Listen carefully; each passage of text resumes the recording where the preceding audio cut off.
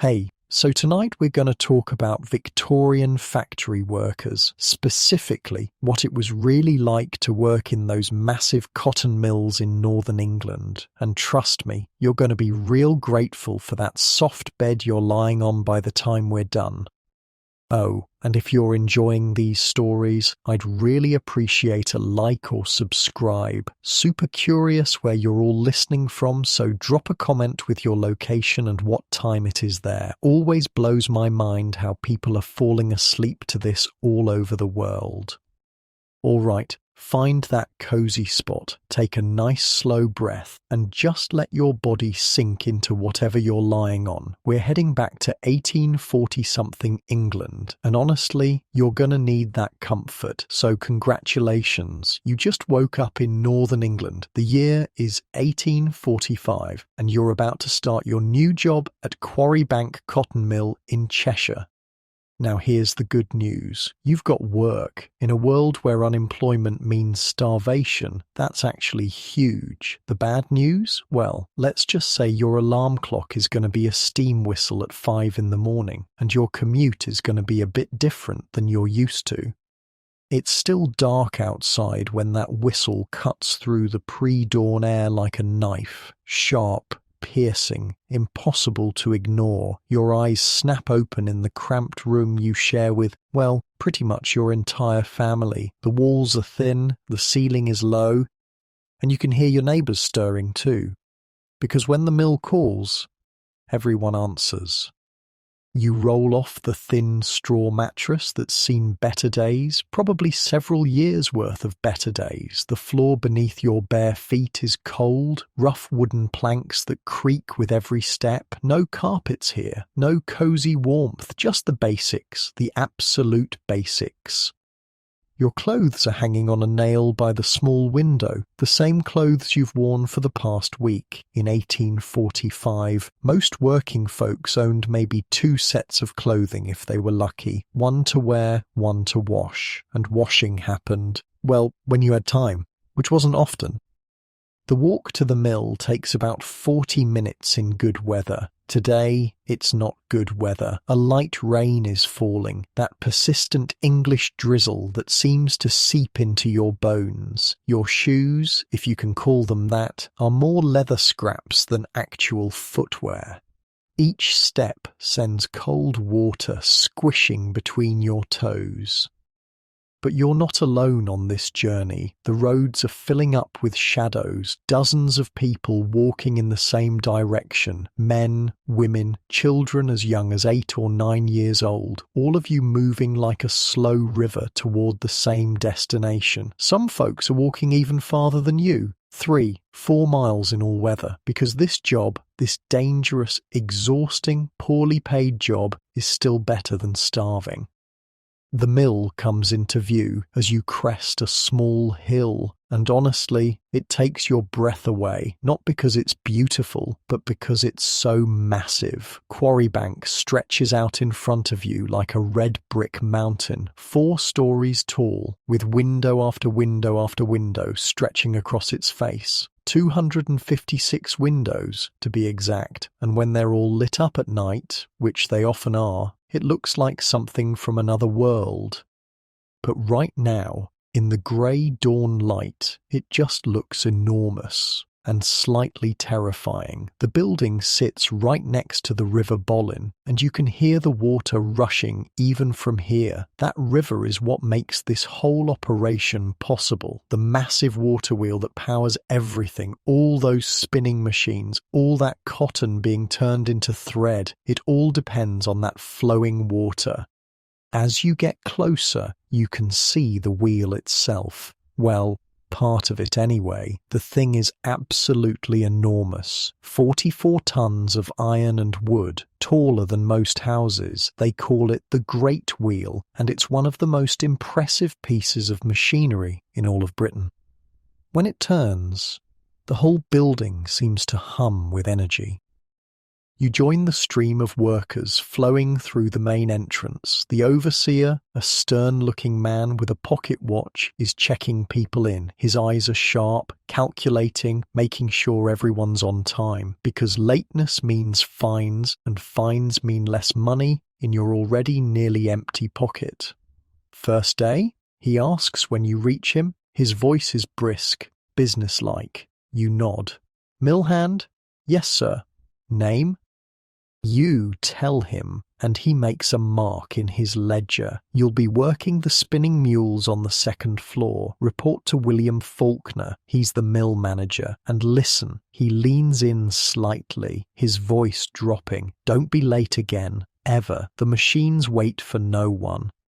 Inside, the mill is like nothing you've ever experienced. The noise hits you first, a constant roar of machinery that makes your ears ring instantly. Hundreds of machines, all running at once, all clacking and whirring and spinning. It's so loud you can barely hear yourself think. Then there's the heat. Even this early in the morning, the air inside is warm and humid. The cotton thread needs specific conditions to work properly, and that means keeping the whole place steaming like a tropical greenhouse. By midday, it'll be close to 90 degrees Fahrenheit in here. The smell is next, a mix of cotton dust, machine oil, and human sweat. It's not necessarily unpleasant, just intense, industrial, like nothing from the natural world. But what really gets you is the size of it all. The main floor stretches out like a cathedral, with rows upon rows of machines. Each one is tended by workers who move with practiced efficiency, dodging between moving parts, feeding cotton into hungry mechanical mouths, collecting spools of finished thread. You climb the wooden stairs to the second floor, each step echoing despite the overwhelming machine noise. The overseer's instructions were clear: find William Faulkner, ask anyone, and they point you toward a tall man in a slightly better coat, standing near the largest machine you've ever seen. This must be the spinning mule. The thing is absolutely massive, stretching nearly the length of the entire floor. It looks like some kind of mechanical beast, all moving parts and spinning wheels. At the back, there are rows of what look like small metal posts, each one holding white fluffy cotton. At the front, hundreds of thin threads are being wound onto wooden bobbins. And between the back and front, there's a massive carriage, probably 20 feet long, that's slowly moving forward. As it moves, the cotton gets stretched thinner and thinner until it becomes proper thread. Then the carriage reverses, winding all that new thread onto the bobbins at the front. "You, the new hand," William Faulkner's voice cuts through the noise. He's a middle-aged man with shrewd eyes and hands stained permanently with cotton dust. When you nod, he gestures toward the machine. "Ever worked a mule before?" "No, sir."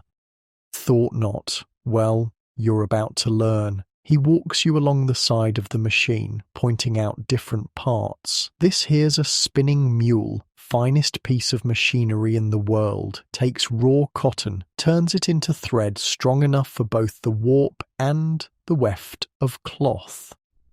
Before, machines like this, you'd need wool or linen for the strong threads.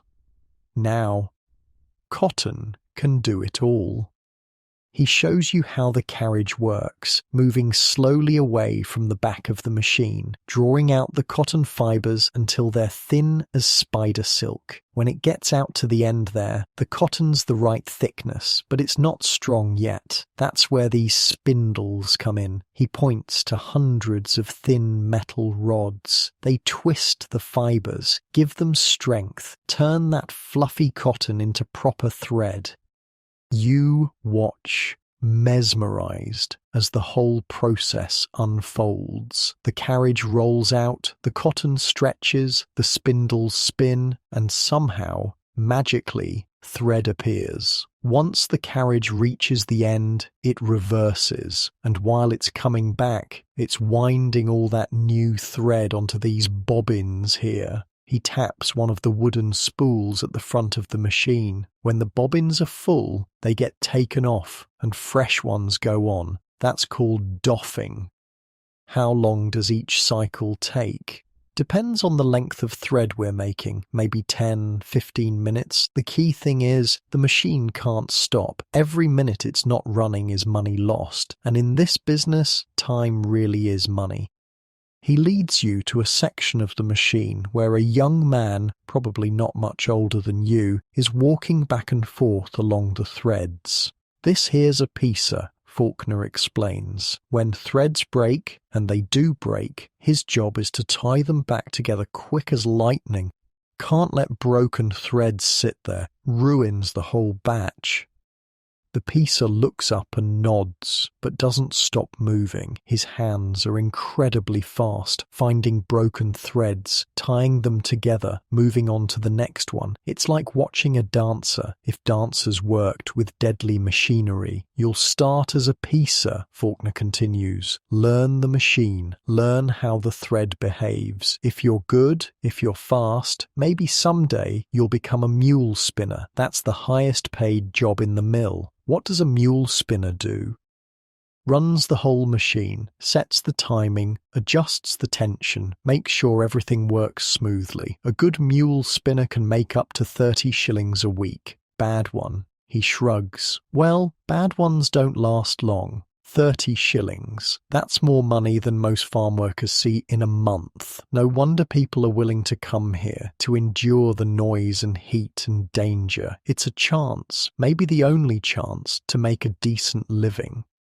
Faulkner introduces you to Tom, the piecer you'll be working alongside. Tom's been here 3 years, started when he was 12. His hands are stained with cotton dust, and there's a small scar on his right palm from where he moved too close to a moving belt, but his eyes are alert, friendly.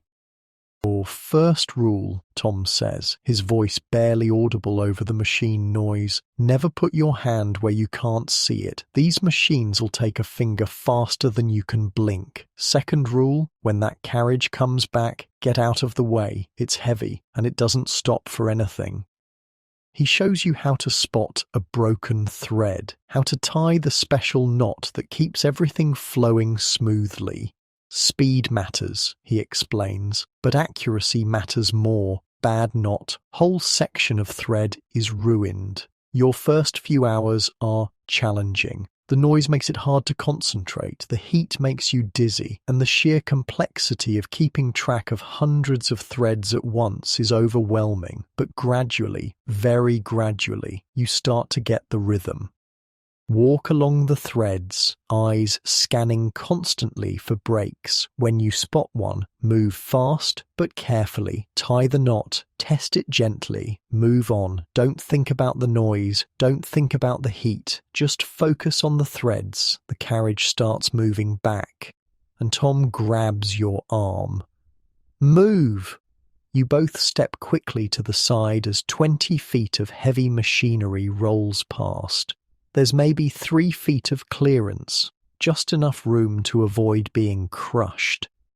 Children work under there sometimes, Tom says quietly, nodding toward the gap beneath the moving carriage. Cleaning up cotton scraps, clearing out lint, dangerous work, but someone has to do it.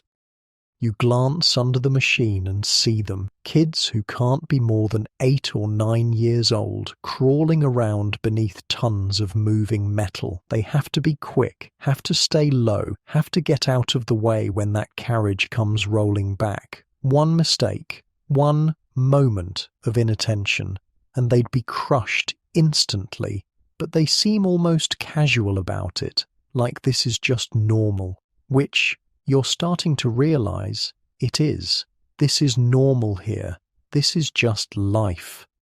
The morning passes in a blur of motion and noise. Your hands are getting faster. Your eyes are learning what to look for. Tom nods approvingly when you catch a particularly tricky break before it causes problems. Getting the hang of it, he says during a brief moment when the machine pauses for maintenance. Most people take weeks to get comfortable with the mule. You might actually have a talent for this.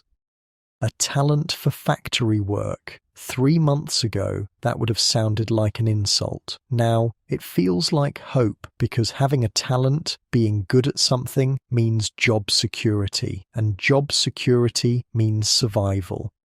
The noon whistle blows, and the machines gradually wind down to a stop. The sudden relative quiet is almost startling, though your ears are still ringing from hours of noise. Around you, workers are pulling out small bundles of food, settling down wherever they can find space. Tom unwraps a piece of bread with a thin scraping of bacon fat on it. You've got similar, though yours is just bread with a tiny bit of cheese. Luxury food, by the standards of 1845. Good first morning, Tom says between bites. Afternoon's going to be tougher though. Heat builds up and everyone gets tired. That's when accidents happen. You look around at your fellow workers, really look at them for the first time. They're a mix of ages, from children barely tall enough to reach the machines to older men and women with decades of experience written in their faces, but they all share something, a kind of alert wariness, eyes that are always watching the machinery, hands that instinctively know where the dangerous spots are. This is your world now, these people, these machines, this constant dance between human reflexes and mechanical precision. It's not the life you imagined, but it's the life you've got. And as the afternoon whistle blows and the machines roar back to life, you realize something. You're going to survive this. You're going to learn, adapt, become one of those alert workers with quick hands and careful eyes. The spinning mule starts its next cycle, the carriage rolling out, cotton stretching into thread, and you walk alongside it, watching for breaks, ready to tie the knots that keep it all working, ready to become a Victorian factory worker. Welcome to Quarrybank Mill. Welcome to the Industrial Revolution. Welcome to your new life. Your second week at the mill starts to reveal the real rhythm of this place. 5:30 in the morning. That steam whistle pierces through your dreams like clockwork. But now, instead of jumping in panic, your body just automatically starts moving. Feet hitting the floor, clothes pulled on, out the door. You're learning that time here isn't just important, it's everything. The mill runs on something called factory time, and it's different from anything people had experienced before. For centuries, folks worked by daylight, by seasons, by the natural rhythm of the world. Not anymore. Now there's a massive clock on the outside of the mill building, 4 faces, one pointing in each direction, so nobody can claim they couldn't see what time it was. That clock controls everything. When you eat, when you work, when you sleep. And the rumour going around is that some mill owners, the really unscrupulous ones, actually mess with the clocks, slow them down during the day to squeeze more work out of people, speed them up at night to make the shifts longer.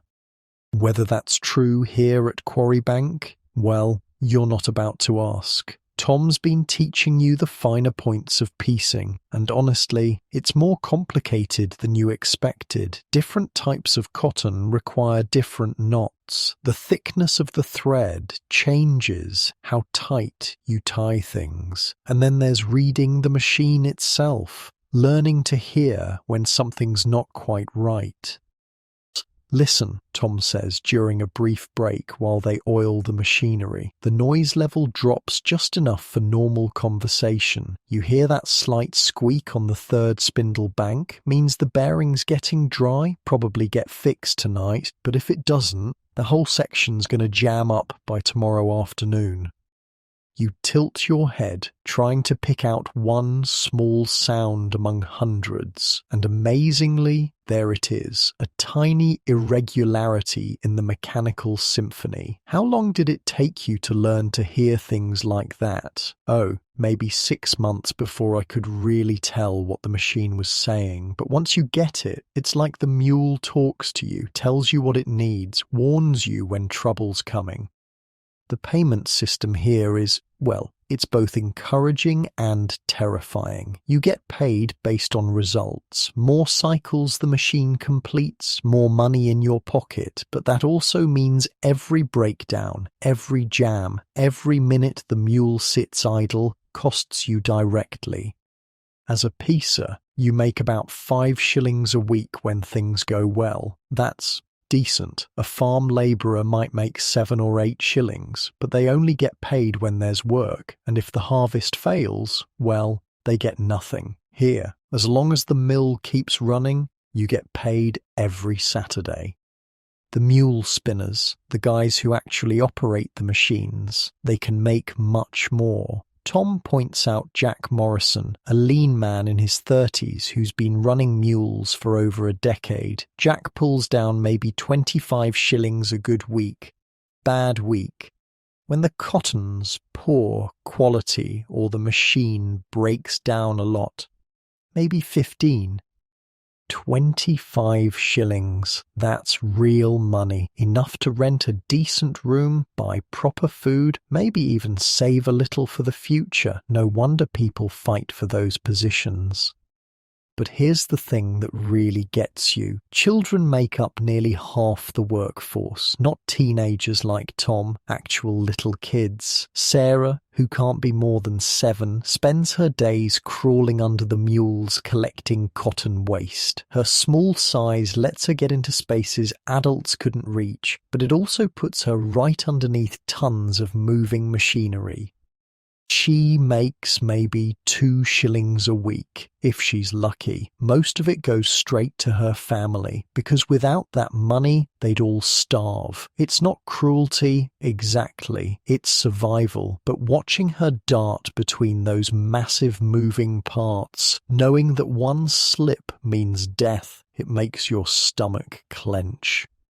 The mill provides housing for workers who need it, and you're grateful for that, even if the conditions are basic. You're sharing a room in one of the mill houses with 3 other men. The building is brick, which is better than the wood and mud cottages many workers grew up in. But it's crowded. Your room is maybe 10 feet by 12 feet, 4 narrow beds, each with a straw mattress and a thin blanket, a small table, 2 chairs, and pegs on the wall for hanging clothes. That's it. No privacy, no space to spread out, barely enough room to move around. But it's warm. The mill houses are built close together, and body heat from your neighbours helps keep the worst of the cold at bay. In winter, when the countryside is brutal, these cramped quarters start to feel almost cosy. The food situation is manageable. Not great, but manageable. The mill provides meals for the apprentice children, the ones whose families gave them up to work here. But for regular workers like you, you're on your own. Your weekly food budget is roughly 2 shillings, which sounds like a lot until you start shopping. Bread is your foundation, thick, dense oatcakes that fill your stomach and give you energy for the long shifts. A good-sized loaf costs about 4p, and you go through 3 or 4 loaves a week. On Sundays, if you've had a good week, you might buy a small piece of bacon. Not much, maybe 2 ounces, but enough to add some fat and flavour to your meals. Cheese is a luxury, maybe an ounce on Saturday night if the week went well. And tea, real tea, that's for special occasions only. Most days, breakfast is oatcake with water or, if you're lucky, a bit of milk. The mill children get something called blue milk, which is basically water with just enough milk added to change the colour. The joke goes that it's so watery you can read a newspaper through it. But honestly, even that sounds good when you're hungry. Lunch happens right at your machine. No cafeteria, no break room, just wherever you can find a spot to sit. The problem is, everything gets covered in cotton dust. Your bread, your cheese, whatever you've brought, it all gets a fine coating of white fuzz. You learn to brush it off as best you can and eat anyway. The taste takes getting used to. Cotton dust has this slightly sweet, almost metallic flavour. After a few weeks, you barely notice it. After a few months, food without that dust coating starts to taste strange. Dinner, eaten after the 14-hour shift ends, is usually oatcake again, maybe with a bit of bacon fat spread on it if you've been able to save some. On really good days, you might have a small piece of cheese, and always, you're hungry, not starving. The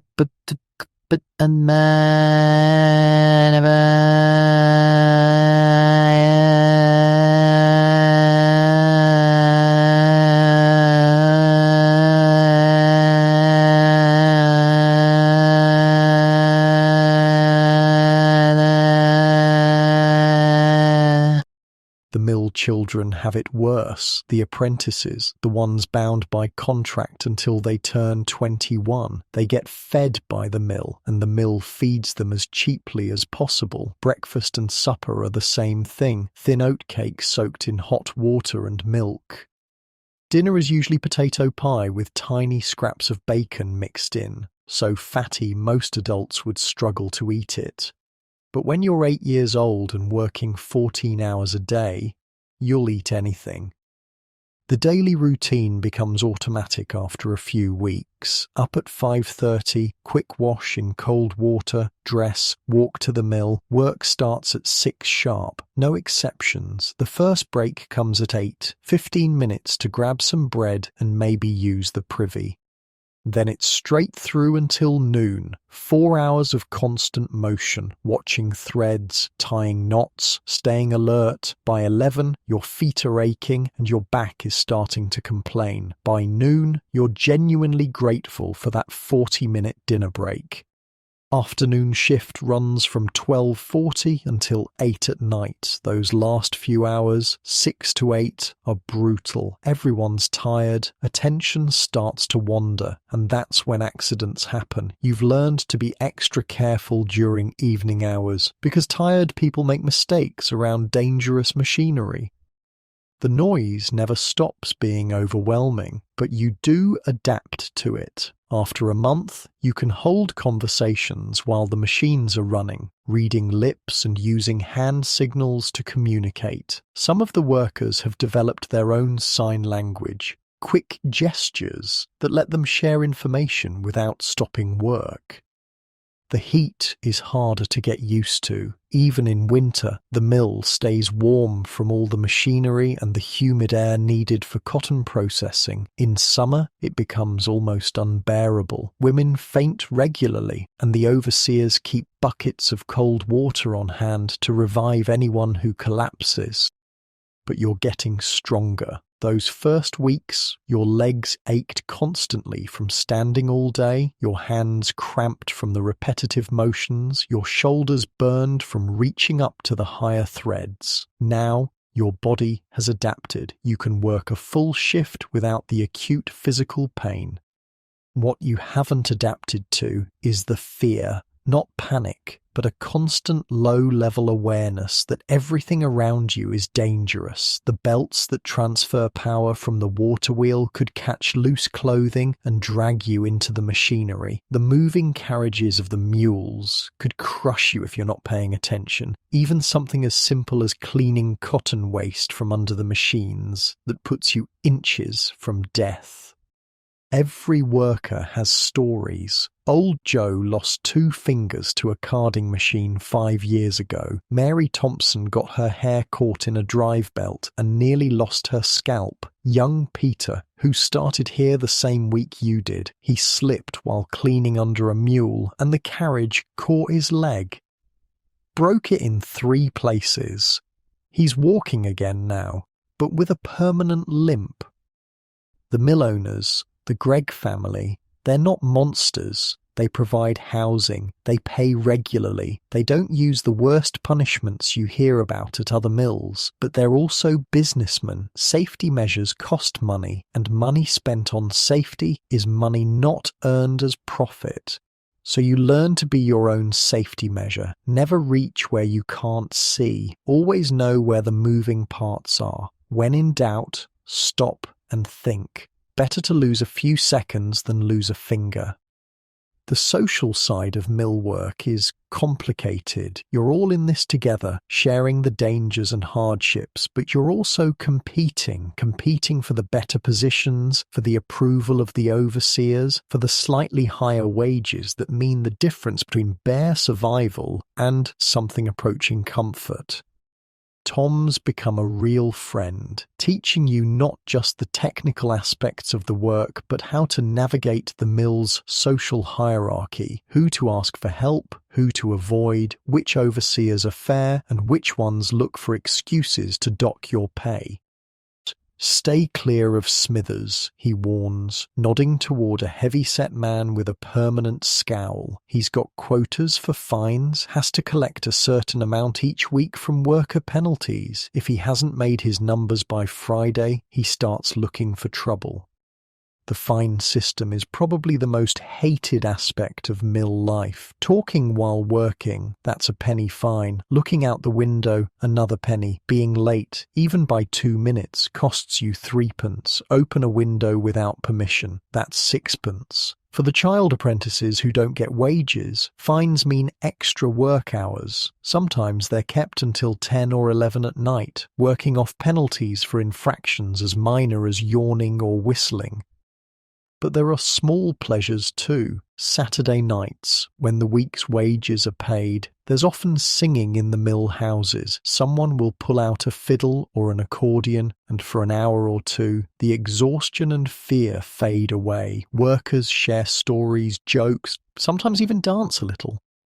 Sunday is the closest thing to freedom you get. The mill shuts down, the machines fall silent, and for one blessed day you can step outside without hearing that constant mechanical roar. Some people go to church, others just sleep. You usually spend Sunday morning mending clothes, washing what you can, trying to prepare for another week. Sunday afternoons, if the weather's decent, you might walk out to the countryside just to see growing things, to hear birds instead of machinery, to remember that the world exists beyond these brick walls and spinning cotton.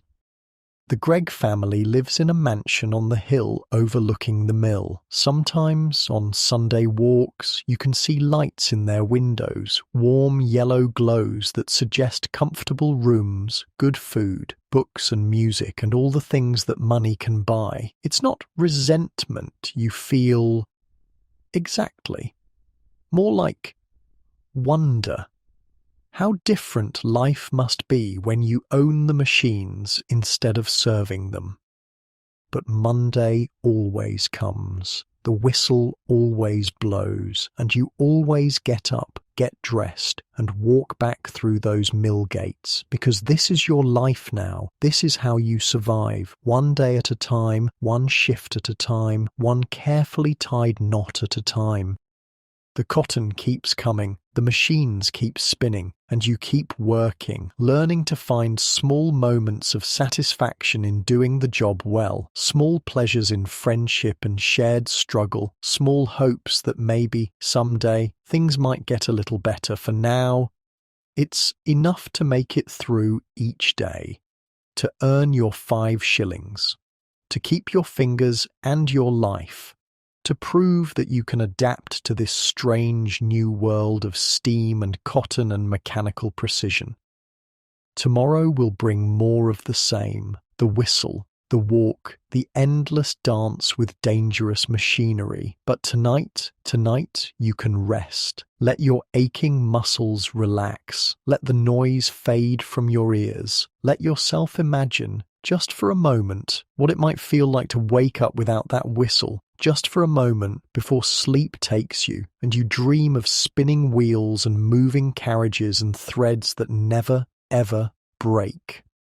3 months into your mill life, and you're starting to understand what people mean when they talk about the real cost of this work. It's not just the long hours or the poor pay, it's what the job does to your body, your mind, your very soul. The accidents are what get your attention first, not because they're dramatic, but because they're so ordinary, matter of fact, part of the daily rhythm of mill life. Last Tuesday, William Bower was working the carding machines. Now, carding is where raw cotton gets combed and aligned before it goes to the spinning mules. Dangerous work because those machines have hundreds of tiny wire teeth that grab and pull at anything they touch. The safe way to feed new cotton into a carding engine is with a long stick, keeping your hands well clear of those hungry teeth.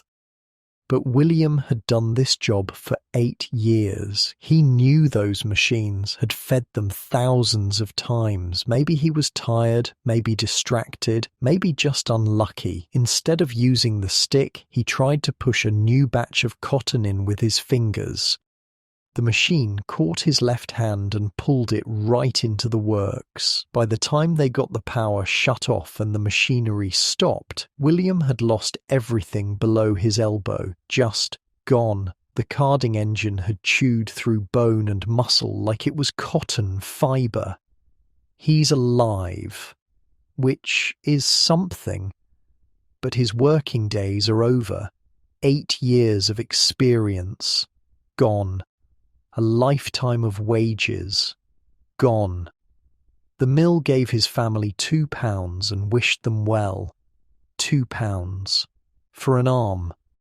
William's not unique. In the records they keep here at Quarry Bank, there are 4 deaths on file, 3 adults and 1 child. The child, that stays with you. John Fulton, 11 years old, working as a scavenger under the spinning mules. His job was crawling around beneath those massive carriages, picking up loose cotton and bits of broken thread.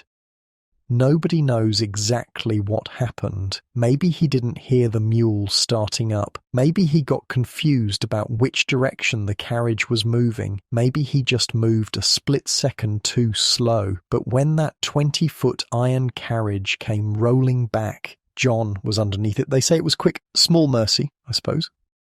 The thing that haunts you isn't just that it happened, but how everyone reacted. Work stopped for maybe 10 minutes while they cleaned up. Then the machine started again because cotton waits for no one, not even dead children.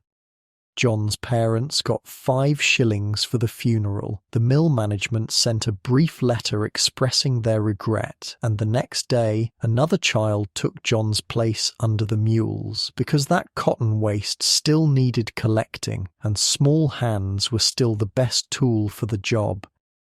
You start to understand why people look the way they do after years in the mills. It's not just the physical exhaustion, though that's real enough. It's carrying the weight of knowing that any day, any moment might be your last. That constant tension, that perpetual alertness, it wears on you. The children handle it differently than adults. They adapt, maybe because they don't fully understand the danger, or maybe because they're more resilient than grown-ups. But watching them work, seeing how casually they duck under moving machinery, or stick their small hands into gaps that would terrify you, it's both impressive and heartbreaking. Sarah, the 7-year-old you noticed on your first day, she's become something of a legend among the scavengers. Fastest hands in the mill, can clear cotton waste from under a mule carriage in half the time it takes other children. The overseers praise her, give her extra bread sometimes as a reward. But you've noticed she doesn't hear well anymore. 3 years of working near those thunderous machines have damaged her ears. She reads lips better than most adults, has learned to feel machine vibrations through the floor to know when carriages are moving. It's remarkable adaptation. But it's also tragic. She's 7 years old and already partially deaf. The punishments for breaking rules, Well, they vary depending on which overseer catches you. Some are relatively mild, docking a few pence from your wages, making you work an extra hour. Others are creative. Young Timothy got caught talking during work hours last week. His punishment was wearing an iron weight around his neck for the rest of the shift. Must have weighed 10 pounds, and by evening his shoulders were screaming. But he didn't talk again. The water treatment is reserved for children who fall asleep on the job, and honestly, it's hard to blame them for dozing off. 14-hour shifts when you're 8 years old, standing in heat and humidity that would exhaust a grown man. Of course they get drowsy. But falling asleep near machinery can be fatal, so the overseers have developed a system. There's a large wooden tub in the corner of each floor, filled with cold water. When a child is caught nodding off, they get grabbed by the legs, dunked headfirst into the tub, then sent back to work dripping wet. The shock of cold water definitely wakes them up, but it's also humiliating, and in winter, potentially dangerous. Wet clothes in a cold mill can lead to pneumonia. Still, the policy continues because a sick child is considered less risky than a sleepy one around dangerous machines. The worst punishment you've heard of, though thankfully you haven't seen it yourself, involves nailing. A boy at another mill, caught repeatedly looking out the window instead of watching his machine, had his ear nailed to a wooden table for several hours, left there as an example to others. The really insidious thing about the punishment system is how it creates fear even when nothing's happening. You find yourself constantly looking over your shoulder, watching for overseers, second-guessing every movement. It's exhausting living under that kind of scrutiny. But perhaps the most dangerous aspect of mill work isn't the dramatic accidents or harsh punishments. It's the slow, invisible damage that accumulates over time. The cotton dust is everywhere, in the air, on every surface, in your lungs with every breath. At first, it just makes you cough a little. Everyone coughs in the mills. It's as normal as the machine noise, but after months of breathing that air, the cough gets worse. They call it mill fever, or sometimes cotton lung. The medical term, though most workers don't know it, is bicyanosis. Your lungs gradually fill with cotton fibres and dust, making it harder and harder to breathe. Old-timers wheeze constantly, can barely climb stairs without stopping to rest. There's no cure, no treatment, you just slowly suffocate. Most workers with advanced cotton lung don't make it past their 40s. They spend their final years gasping for air, coughing up blood-tinged phlegm, unable to work, unable to earn money, slowly starving while their lungs fail. The irony is bitter. You come to the mills to escape rural poverty, to make a better life, and end up trading a quick death from starvation for a slow death from suffocation. The noise damage is almost as universal as the lung problems. After your first month, you noticed your hearing wasn't quite as sharp. After 3 months, you have to ask people to repeat themselves sometimes. Long-term workers, the ones who've been here 5 or 10 years, many of them are significantly deaf. But in some ways, the hearing loss becomes an advantage. The constant machine noise that nearly drove you insane during your first weeks, now it's just background. You barely notice it anymore, which means you can focus on your work, can actually think while your hands go through the practiced motions of piecing threads. The heat affects different people differently. Some workers seem to thrive in the humid warmth, especially those who came from cold, damp rural cottages, but others, particularly the women, struggle with the tropical conditions inside the mill.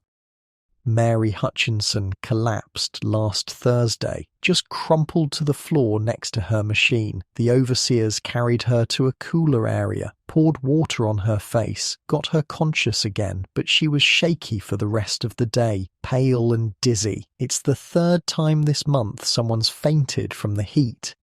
The mill keeps the temperature high because cotton thread needs humidity to stay flexible. Dry air makes the fibers brittle, causes more breaks, reduces productivity, so the windows stay closed, the steam keeps pumping, and the workers just have to endure. Your own body is changing in ways you didn't expect. Your hands, once soft and clean, are now permanently stained with cotton oil and machine grease. No amount of scrubbing gets them completely clean. The constant handling of rough thread has left calluses on your fingertips. And small cuts that never quite heal. Your posture is different too. Months of bending over machinery, reaching up to high threads, hunching to avoid low-hanging belts. It's left you with a slight stoop. You catch yourself in reflective windows sometimes and barely recognize the person looking back. But perhaps the strangest change is how you think about time. Before the mill, time was fluid. You worked when there was work to do, rested when you were tired, ate when you were hungry. Now, every moment is measured, scheduled, accounted for. You wake up thinking about how many minutes until the work whistle. You count thread cycles during the day, calculating how much you'll earn if the machine keeps running smoothly. You fall asleep wondering if tomorrow will bring accidents, breakdowns, fines that eat into your wages. The Factory Act of 1833 was supposed to improve conditions for workers like you. No children under 9, no more than 12 hours a day for children under 16, mandatory schooling for the youngest workers. It sounded good on paper, but enforcement is spotty. The factory inspectors visit maybe twice a year, and the mill always seems to know they're coming. Suddenly, the youngest children disappear for a few days. The work hours get adjusted temporarily. Everyone's told to look alert and well-fed. Once the inspectors leave, things go back to normal because the mill owners know, and the workers know, and probably the inspectors know that these factories couldn't operate under the strict letter of the law. There's too much money involved, too many people dependent on these jobs, too much pressure to keep costs low and production high. So you work in this strange space between legal and illegal, moral and immoral, necessary and unconscionable, because what choice do you have? Go back to rural poverty, try to find work that doesn't exist, let your family starve while you maintain your principles? The mill provides income, harsh and dangerous income, but income nonetheless. And in 1845, income means survival.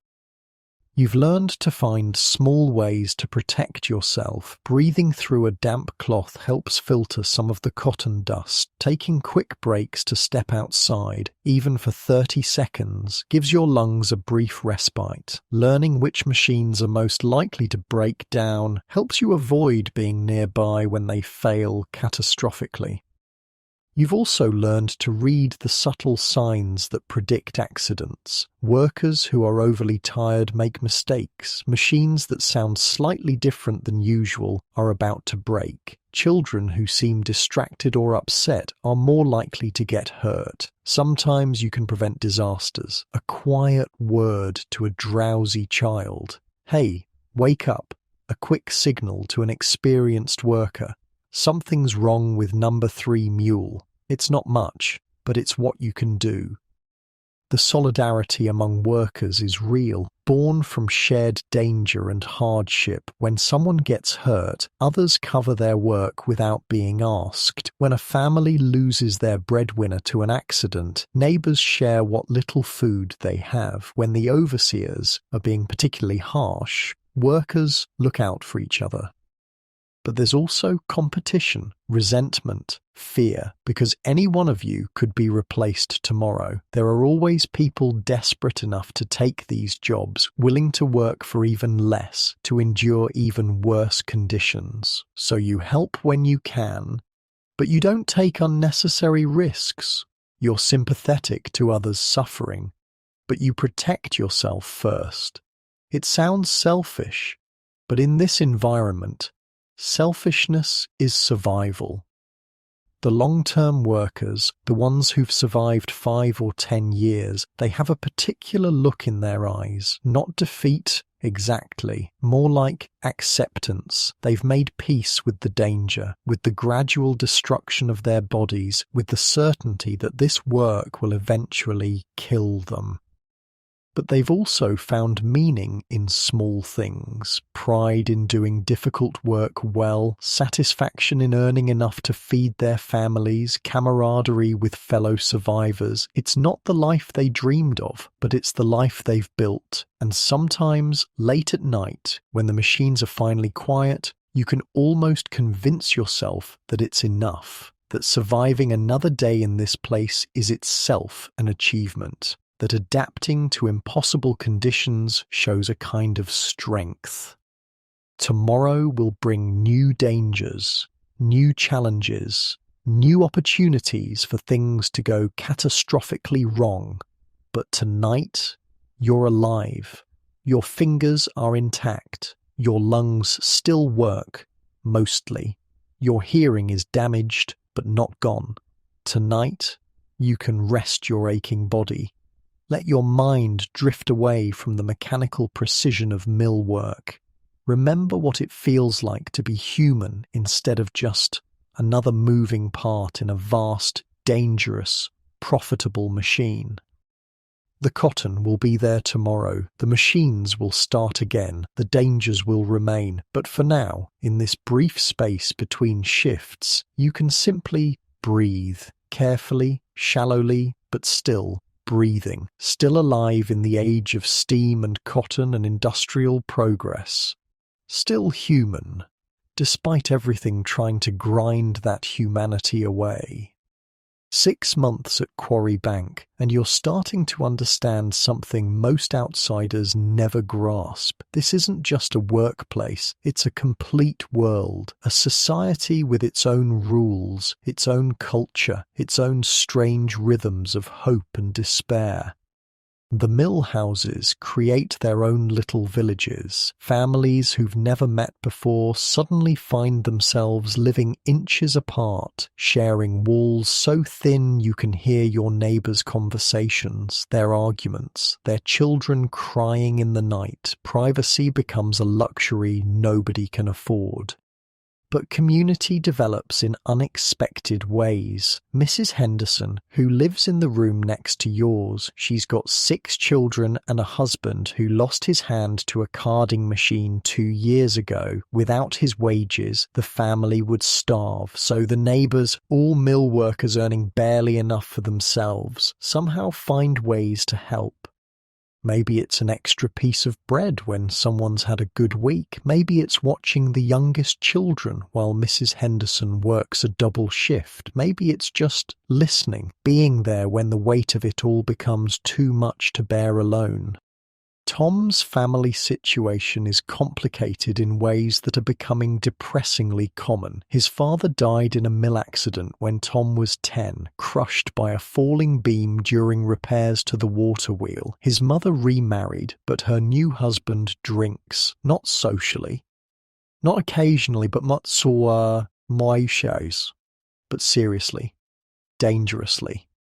Half my wages go straight to his gin habit, Tom tells you during one of your Sunday walks. Mum tries to hide money, but he always finds it. Last week he sold our good cooking pot to buy more drink. Now we're boiling everything in an old tin can.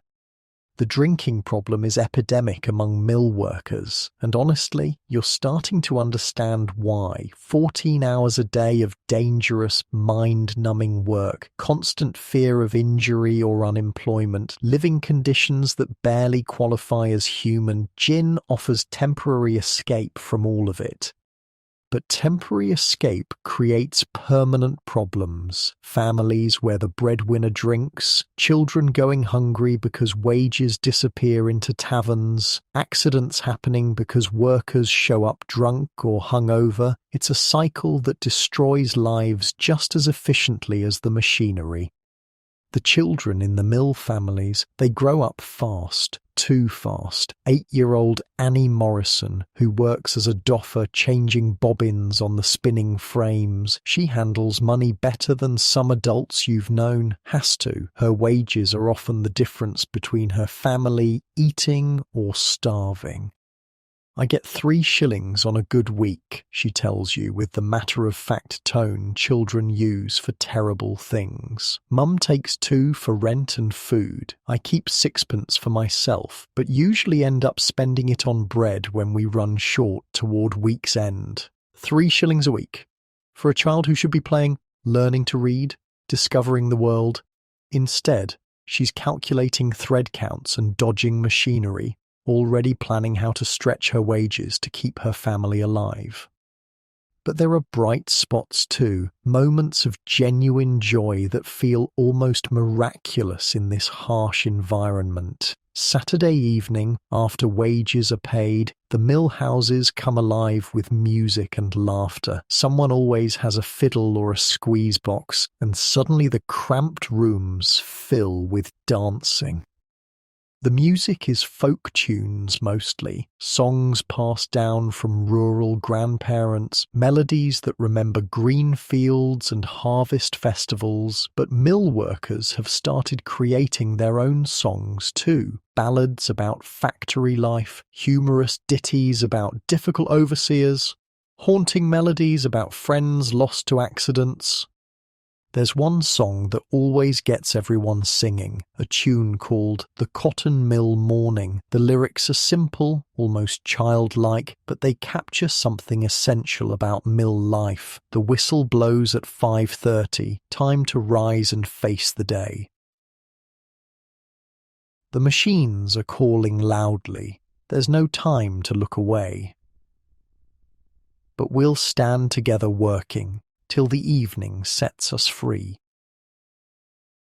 In the cotton mill this morning, we're as strong as we can be. It's not great poetry, but when 40 voices join in, when children and adults and old-timers all sing together, there's something powerful about it, a reminder that you're not alone in this, that shared struggle creates its own kind of strength. The romantic relationships in mill communities are complicated. Young people work side by side for 14 hours a day, sharing dangers and hardships, developing bonds that might bloom into love under different circumstances. But mill life makes everything harder.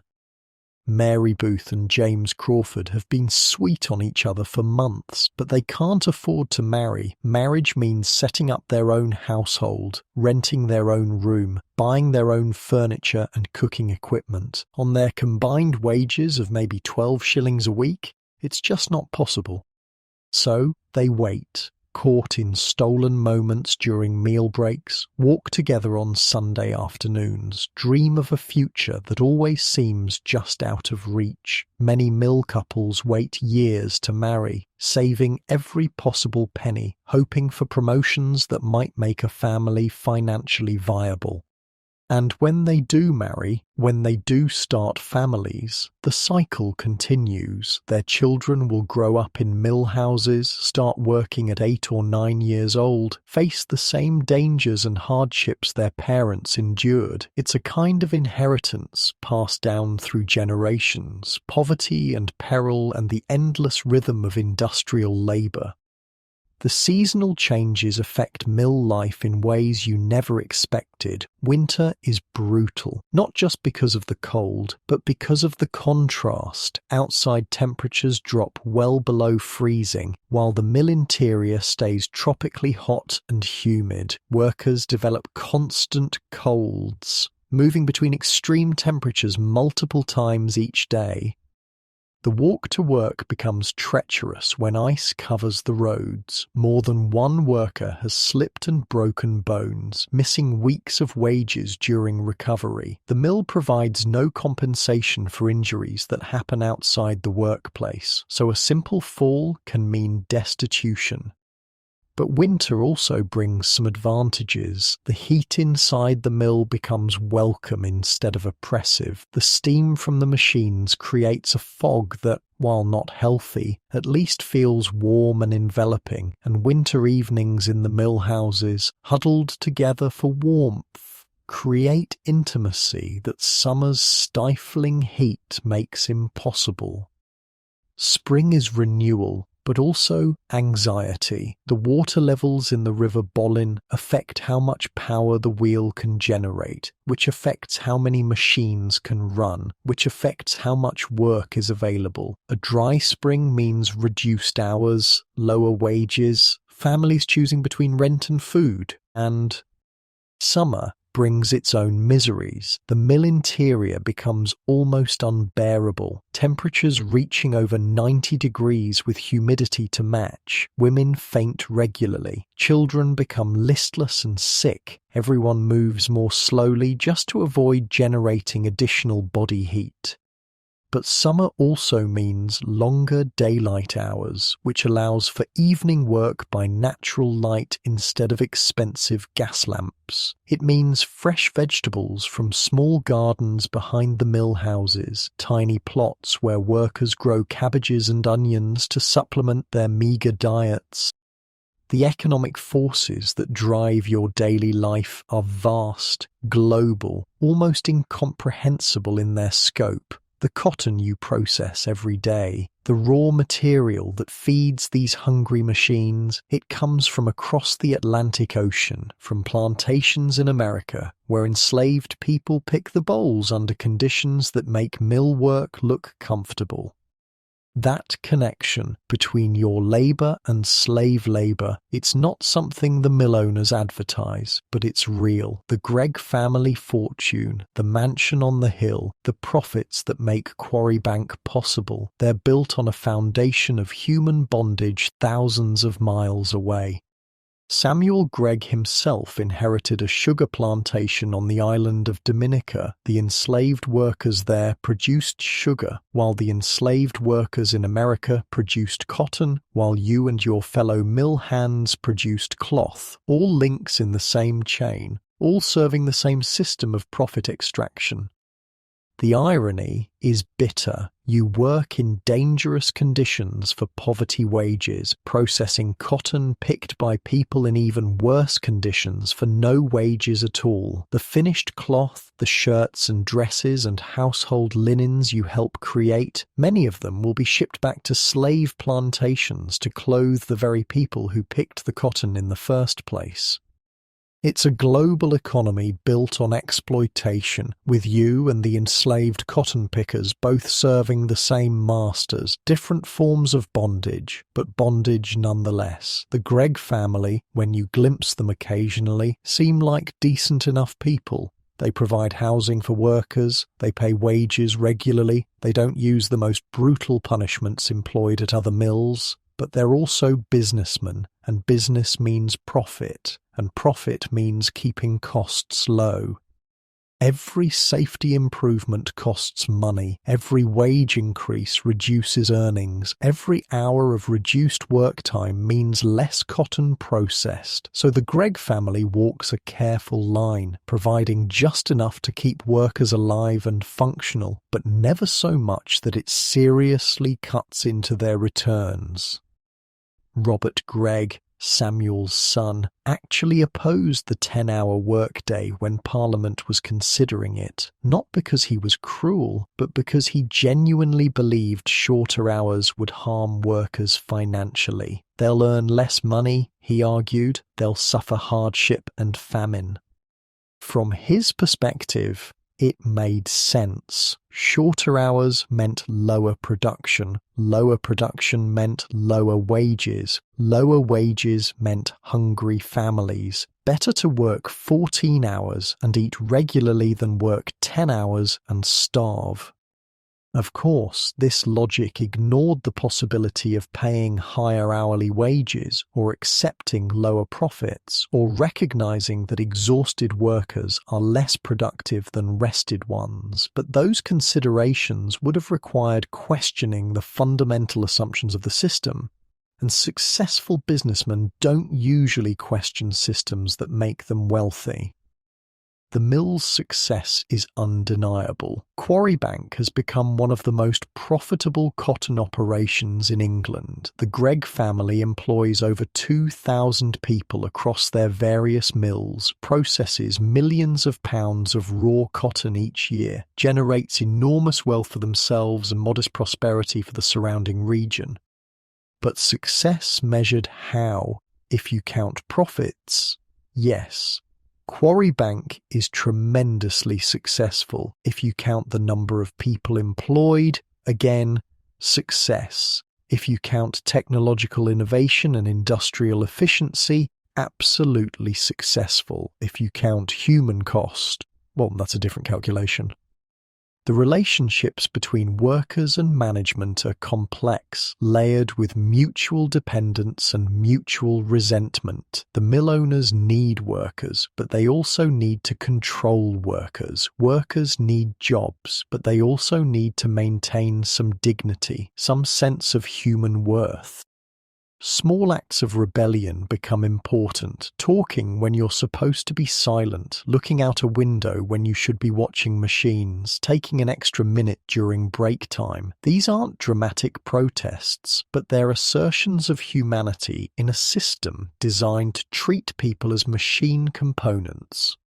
Sometimes rebellion takes more organized forms, work slowdowns when conditions become unbearable, collective refusal to work overtime when someone's been treated unfairly, whispered conversations about what other mills are paying, what other communities are doing to protect workers. But organized resistance is dangerous. Workers who cause trouble get blacklisted, their names shared among mill owners, their chances of finding other employment destroyed. In a world where unemployment means starvation, most workers can't afford to be troublemakers. So, resistance stays small, personal, individual. Each worker finding their own ways to maintain sanity and self-respect in an environment designed to crush both. The mill community has developed its own informal systems of support and justice. When someone is treated unfairly by an overseer, word spreads quickly. Not formal complaints, those would be suicidal, but quiet conversations, shared glances, subtle ways of expressing disapproval. When someone is genuinely in need, a family dealing with illness or injury, the community responds with whatever resources are available: a few extra pennies, a shared meal, childcare for working parents. It's not charity, exactly, more like mutual insurance against disaster. And when someone proves themselves untrustworthy, someone who informs on fellow workers or takes advantage of others' desperation, well, the mill community has ways of expressing disapproval too. Social isolation, exclusion from group activities, the cold shoulder that makes already difficult lives even more lonely.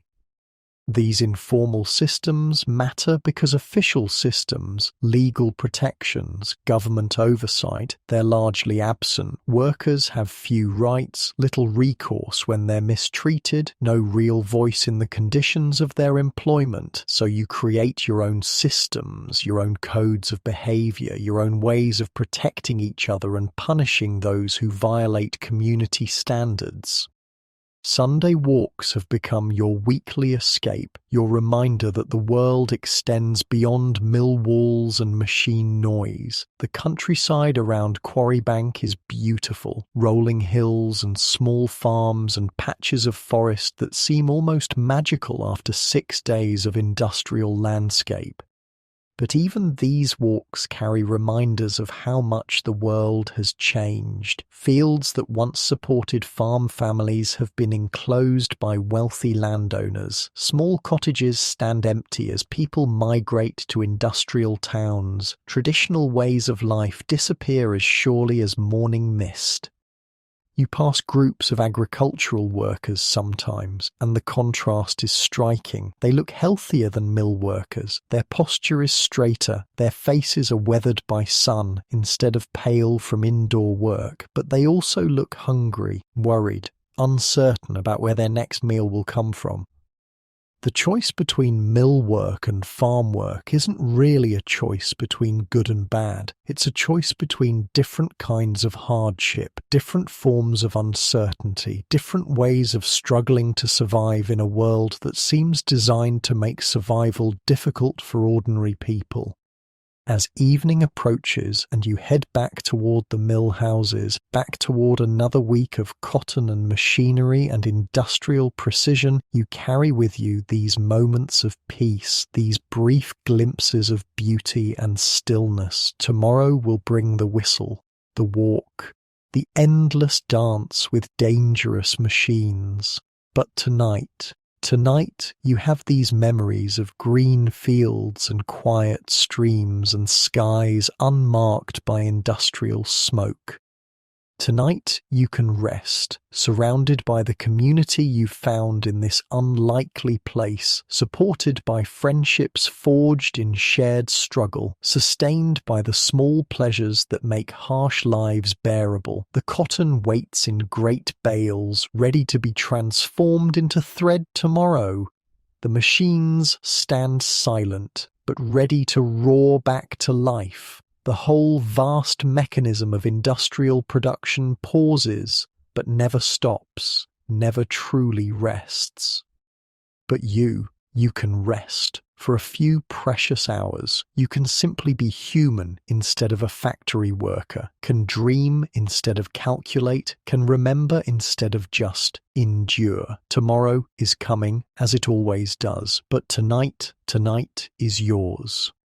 2 years at Quarry Bank now, and you're witnessing something remarkable. Change, slow, incremental, often frustrating change, but change nonetheless. The world of 1847 looks different from the world you entered in 1845. Not dramatically different, but if you know what to look for, if you've lived through the daily grind of mill life, you can sense the subtle shifts, the small improvements that might, eventually, add up to something larger. Parliament passed the 10 Hours Act just last month, limiting women and young people to no more than 10 hours of work per day, 10 hours instead of 14. It sounds modest, but for families like the Morrisons and the Hendersons, those 4 fewer hours mean the difference between exhaustion and recovery, between survival and something approaching life. The mill owners fought it. Of course, Robert Gregg himself travelled to London to argue against the legislation. Shorter hours mean lower wages, he told Parliament. Workers will suffer economic hardship, and there's truth in that argument. Reduced hours do mean less money in individual pockets, at least initially. But what the mill owners didn't anticipate, what perhaps they couldn't understand from their position of comfort and security, is how much more productive workers become when they're not half dead from fatigue. Rested hands work faster, alert minds make fewer mistakes, healthy bodies can sustain effort longer. The machines still run 14 hours a day, but now they're operated in shifts, fresh workers taking over from tired ones, maintaining quality and speed without grinding human beings into dust. It's revolutionary, literally, a fundamental change in how industrial work gets organized. The factory inspectors are becoming more serious too. More frequent visits, more thorough examinations, actual penalties for mills that violate the new regulations. Just last week, Inspector Leonard Horner spent 3 days at Quarry Bank talking to workers privately, examining machinery, reviewing wage records. For the first time, someone with real authority seemed genuinely interested in workers' experiences, not just productivity numbers or profit margins, but actual human welfare. It felt strange, almost unsettling, like discovering that someone in power actually cared whether you lived or died. The changes aren't just legal. They're social too. Education requirements for child workers mean that even the youngest mill hands now spend part of their week in school. Not much, just a few hours, but enough to learn basic reading and arithmetic. Enough to imagine futures beyond the factory floor. Young Sarah, now 9 years old and still working as a scavenger, can write her own name, can read simple sentences, can add and subtract numbers well enough to check whether her wages are calculated correctly. Small skills, but they represent something larger. Hope. Possibility. The radical notion that working-class children might deserve more than just labour. The Sunday schools are expanding too, offering not just religious instruction but practical education, geography lessons using maps of the world, arithmetic taught through real-world problems, even basic science, explaining how machines work and why cotton fibers behave the way they do. Tom has started attending these Sunday classes, and his enthusiasm is infectious. Did you know, he tells you excitedly after one session, that cotton comes from a plant that grows flowers, white flowers that turn into these fluffy bowls we work with every day? Never thought about where it actually came from before. It's a small revelation, but revelations matter. Understanding your place in the larger world, knowing that your daily labour connects to farmers in distant countries, to ships crossing oceans, to customers wearing the cloth you helped create, it transforms anonymous drudgery into meaningful work. The technological improvements continue as well. Steam power is gradually supplementing water power, meaning production can continue even when the river runs low. New machine designs reduce some of the most dangerous aspects of mill work. Better guards around moving parts, improved ventilation systems to reduce cotton dust. These improvements come slowly, often only after accidents force owners to recognize problems, but they do come. Each small safety measure, each minor design improvement represents lives saved, injuries prevented, suffering reduced. The economic changes are perhaps the most significant, though they're also the hardest to see day by day. Real wages, purchasing power adjusted for the cost of living, are gradually increasing, not dramatically, but measurably. A loaf of bread that cost 4 pence 2 years ago now costs 3 pence. Cheese is more available. Even occasional meat becomes possible for working families. The railroad has reached Quarry Bank, connecting the mill directly to Manchester and Liverpool. Suddenly, fresh food arrives daily instead of weekly. Vegetables that would have rotted during long wagon journeys now reach mill stores while still crisp. Fish from the coast, dairy products from distant farms, even exotic goods like oranges and tea become occasionally affordable. Your own life reflects these broader changes. You've been promoted to assistant mule spinner, earning nearly 15 shillings a week when production runs smoothly. It's still hard work, still dangerous, but the increased income makes a real difference. A room of your own instead of shared quarters. Better food, even a few books, purchased from travelling peddlers who've discovered that mill workers represent a new market for cheap literature.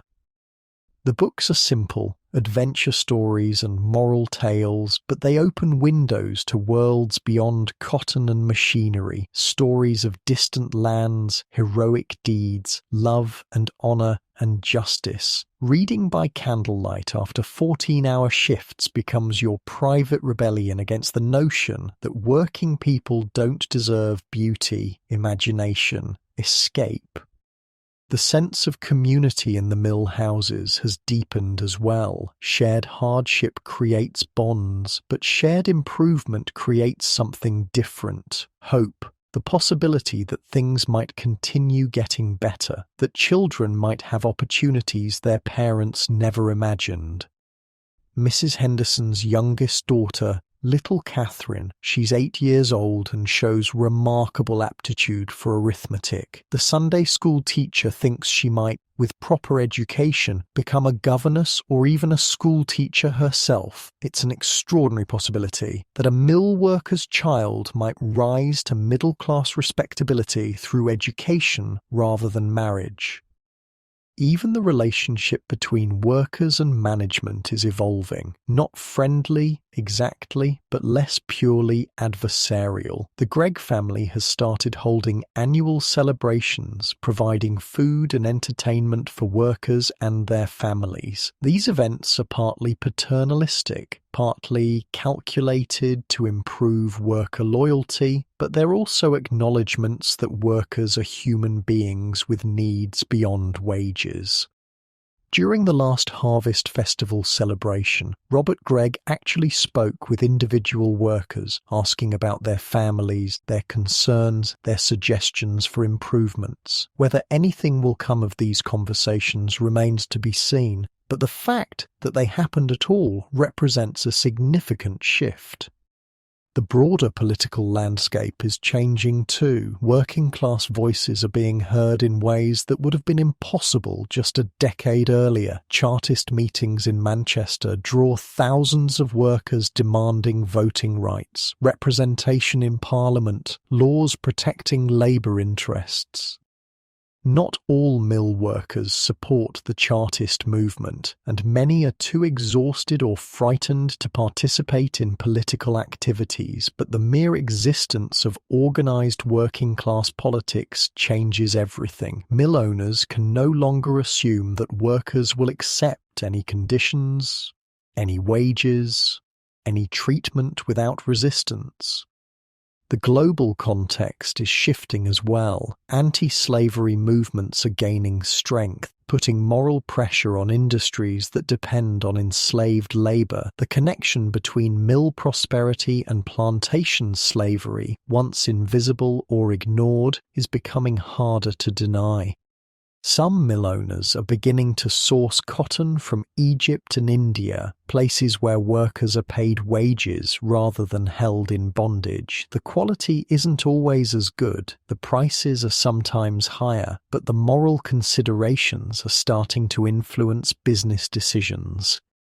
Samuel Gregg himself has begun divesting from slave-dependent enterprises, selling his plantation interests, investing instead in free labor agriculture. It's partly moral conviction, partly practical recognition that slavery's days are numbered, but it represents a fundamental change in how industrial capitalism thinks about labor.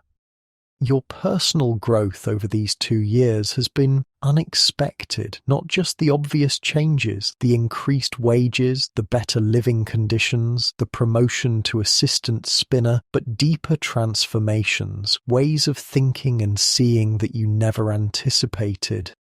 You understand machinery now in ways that go beyond simple operation. You can hear a spinning mule's entire mechanical state in subtle changes to its rhythm. You can predict failures hours before they happen, adjust tension and timing to prevent problems rather than just react to them.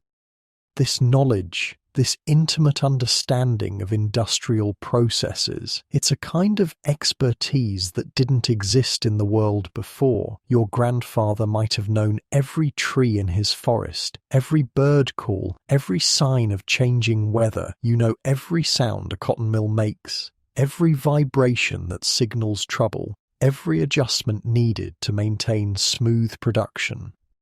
It's different knowledge, suited to a different world, but it's real expertise nonetheless, valuable, marketable, something that gives you dignity and purpose in an industrial economy. The social relationships you've developed, the friendships forged in shared danger and mutual support, they're unlike anything your rural ancestors would have experienced. Village communities were based on blood, land, tradition. Mill communities are based on choice, necessity, the voluntary cooperation of strangers who've learned to trust each other. Tom has become like a brother, not through family connection, but through countless shared experiences. Mrs. Henderson is like a mother, offering advice and comfort when mill life becomes overwhelming. Little Sarah is like a younger sister, someone to protect and encourage.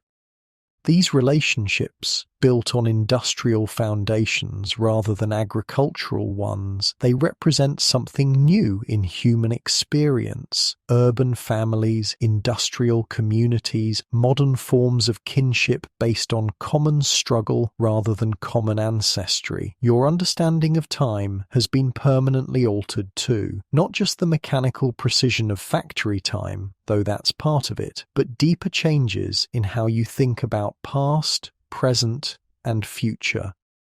Rural time moved in cycles, planting and harvest, seasons and generations, patterns that repeated endlessly. Industrial time moves in progress, improvements and innovations, changes that build on each other toward something, you're not sure what, but definitely something different from what came before. You can imagine futures now that your grandparents couldn't have conceived. Machines that work faster, safer, more efficiently, laws that protect workers better, schools that educate working-class children, maybe even, someday, democracy that includes ordinary people like yourself. These aren't just fantasies, they're reasonable extrapolations from changes you've witnessed personally. If conditions can improve over 2 years, why not over 20? If Parliament can pass the 10 Hours Act, why not laws guaranteeing worker safety, fair wages, decent housing? The physical toll of mill work remains real. Your hearing is permanently damaged. Your lungs carry cotton dust that will never fully clear. Your hands bear scars from countless small accidents. But your mind, your understanding, your capacity for hope, those have grown in ways that compensate for physical losses. You've learned to find beauty in industrial settings, the graceful motion of well-tuned machinery, the satisfaction of perfect thread tension, the camaraderie of skilled workers cooperating on complex tasks. It's not natural beauty, but it's human beauty, the beauty of intelligence applied to difficult problems, of skill developed through practice, of community created through shared purpose. The children in the mills, they're growing up different from their parents, more literate, more aware of the wider world, more willing to question authority, to imagine alternatives, to demand better treatment. They're the first generation raised entirely in industrial environments. And they're developing entirely new ways of thinking about work, society, possibility. Little Catherine Henderson, the arithmetic prodigy, she talks about becoming a teacher with matter-of-fact confidence that would have been impossible for her mother's generation. She simply assumes that intelligence and effort will be rewarded, that education leads to opportunity, that working-class children can rise in the world. Whether she's right remains to be seen, but her confidence itself represents progress, the belief that things can change, that individuals can shape their own destinies, that tomorrow might be genuinely better than today.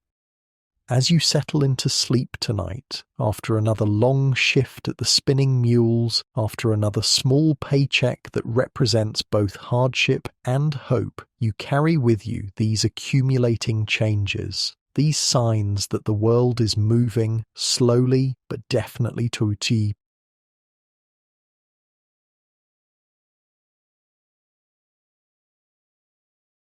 some steam session. Something more humane. The cotton dust still coats everything. The machines still pose daily dangers. The work is still exhausting. The wages still barely adequate. The future still uncertain. But change is happening. Legal protections are increasing, educational opportunities are expanding, technology is improving, communities are strengthening, hope is growing. You're part of something larger than yourself, larger than Quarrybank, larger than the cotton industry. You're part of the great transformation that's reshaping human civilization. The shift from agricultural to industrial society, from tradition to progress, from inherited status to earned achievement.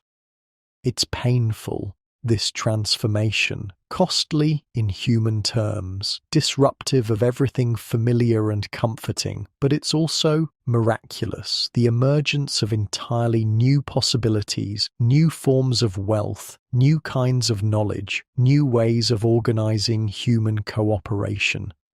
Your children, when you have them, will grow up in a world your grandparents couldn't have imagined, a world where ordinary people can read, where laws protect workers, where machines multiply human capabilities, where merit matters more than birth.